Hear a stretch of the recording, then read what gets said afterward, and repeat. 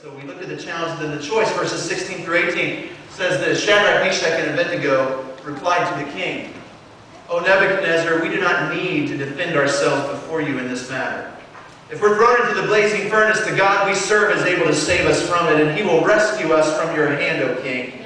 But even if he does not, we want you to know that we will not serve your gods or worship the image of gold you have set up." King, you can do whatever you want to us, but we are not going to back down. We are going to continue to be faithful to our God. We're not going to bow down to this idol, this worthless idol that you made up. We're not going to bow down to your authority, because you have no authority over us. God has the authority over us. And if you throw us into the furnace, if that's your plan, God will rescue us. But even if he doesn't rescue us, even if we perish in that furnace, we won't serve the God. They say, you know what? I don't care what you do to me, because to live is Christ and to die is gain. I've got my focus on eternity, not on the here and now, because it's the there and then that really matters. That's what this life is all about, eternity.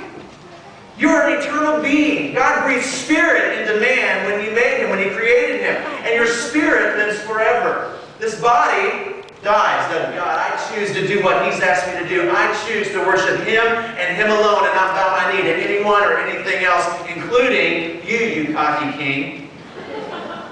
And these were young men. How many men do we have in the audience? You were supposed to go, oh, yeah, right, man. I'm here, Pastor. You blew it.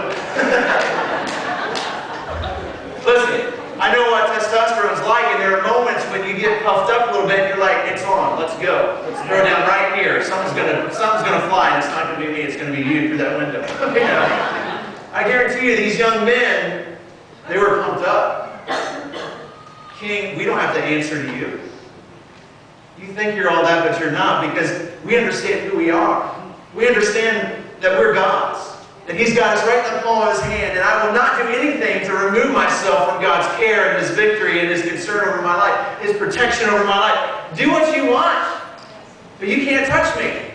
You really can't touch me, because it's my soul that's the reality and the truth that we live by. Chaos will come when you make right decisions, because we live in the world we live in. But that doesn't mean that God has left you out in the cold. It means that you're about to go through something that's special just for you. He wants us to go through these things so that his glory can be revealed in the midst of those situations.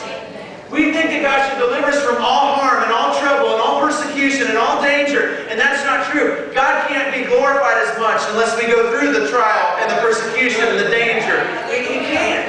And see, when we get in the midst of that, we've got to believe with all of our hearts that, you know what, I made the right choice. It doesn't look good, this doesn't feel good, I'm really sweating it here, but you know what, God's got my hand, my life in his hands. God's got my back, he's right here with me. He'll not always keep the flames from you, but he'll keep the flames from touching you, from harming you. Those three came out of the fire without one hair on their head singed. They came out of the fire without even the smell of smoke or fire on them. Friends, that's a supernatural power of God. Because many of you have sat around a campfire or a fireplace, and when you leave that place, you notice, man, it smells like smoke. These guys were in the fire, not beside it, they were in it. And they were unharmed. Why? Because Jesus was with them. And he delivered them from their impending death. The last time I looked, whenever you throw something in the fire, it burns up. When they're thrown into the fire, nothing. And everything that the king had done to exert his authority and power over them was gone. When you're full of faith, and when you're full of the fire of God, you can face the flames and come out unaffected. This is not about just delivering you from your personal pain or heartache or struggles. This is about changing the world around you by them watching what God does in your life when you go through that jump. Are we challenged? Yes, all the time. Do we make the right choice? Unfortunately, no, not all the time. But when we do, rest assured, God is right there with you. And you might have to go through some junk for a while, but I'll tell you something, it'll be worth it in the end, because God's desire isn't just to make you happy, it's to change the entire world around you. God did such an amazing thing that the king said, if anyone even says anything about their God, their house will be turned to rubble and they'll be cut up into little pieces. God works in our lives. Friends, you can't be an example to the world unless you go through stuff. How many of you know that? God, I think a lot of times we're okay with that. We really do trust God. It's just when the pressure's on, we start to kind of get back a little bit and go, oh, I'm not sure, God. Maybe I should handle this instead of you. If we're going to survive the flames, if we're going to be conquerors in the midst of all that stuff that happens in our lives, those trials we face, we've got to trust God just like they did. We've got to defy the authorities that are challenging us. And I don't mean the police officer that pulled you over. I'm going to get a call from jail. Pastor, I did what you said. I defied the authority. That's not what I meant. Just say yes, sir, and pay your ticket. That's all you need to do. You defy the authority, the spiritual authority that's coming against you, because Satan will come at you in any way he can to try and get you to not trust God, to not stand strong. And when he comes against you, you just look him in the eye or her in the eye, wherever it is. And remember, it's not flesh and blood you're fighting against. It's principalities and powers of this dark world. It's things that we don't see. It's the spiritual realm that we're fighting this battle in. It's not the person at McDonald's that really ticked you off. That's not it.